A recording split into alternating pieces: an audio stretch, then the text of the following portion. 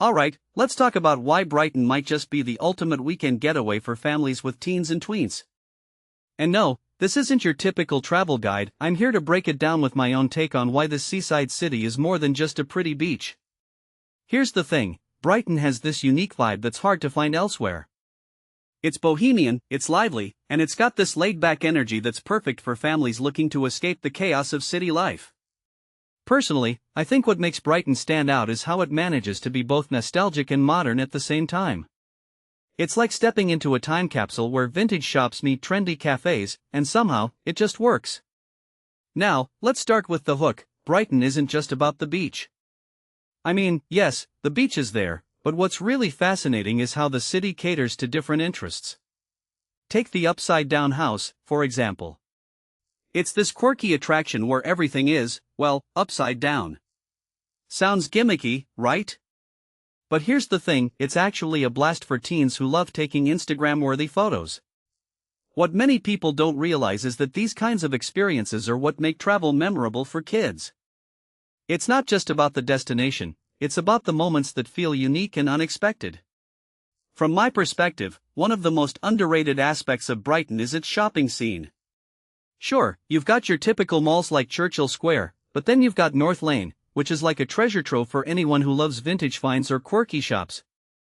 Snooper's Paradise, for instance, is this labyrinthine store filled with curiosities that'll keep you exploring for hours.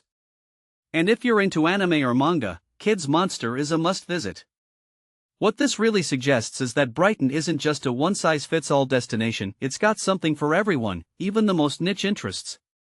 Now, let's talk about food, because let's be honest, that's a big part of any trip.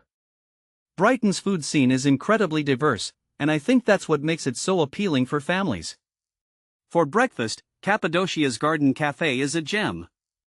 It's got this Turkish-inspired vibe with plants hanging from the ceiling and colorful matcha drinks that are practically made for social media. But what makes this really interesting is how it blends cultures in a way that feels fresh and exciting. For dinner, Permit Room is a standout. It's like Dishoom's cooler little sister, serving Indian sharing plates that are perfect for teens. And if you're craving Korean food, Sero and Hove is worth the trip. What this really highlights is how Brighton's food scene reflects its eclectic personality. Accommodation is another area where Brighton shines, especially for families with teens. Regency Square Suites is a great option because it offers the comfort of a luxury hotel with the flexibility of self-catering. What many people don't realize is that having a fully stocked kitchen can be a game changer when you're traveling with kids who might have picky eating habits.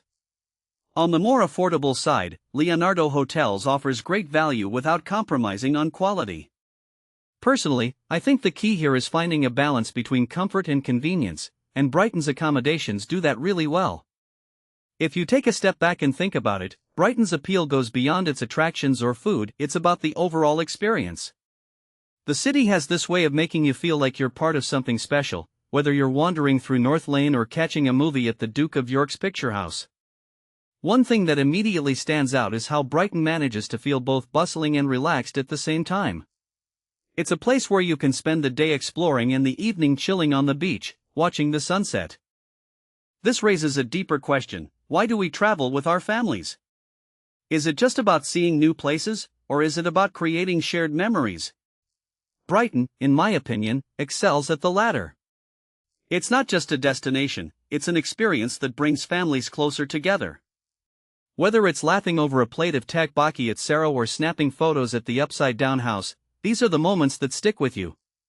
So, here's my closing thought: Brighton isn't just a seaside city, it's a mood, a vibe, a feeling. It's the kind of place that leaves a little bit of its heart with you, just like my kids left a piece of theirs there. If you're looking for a weekend break that's equal parts fun, quirky, and memorable, Brighton might just be the answer. What do you think? Have you been to Brighton, or is it on your list? Let me know in the comments. I'd love to hear your thoughts.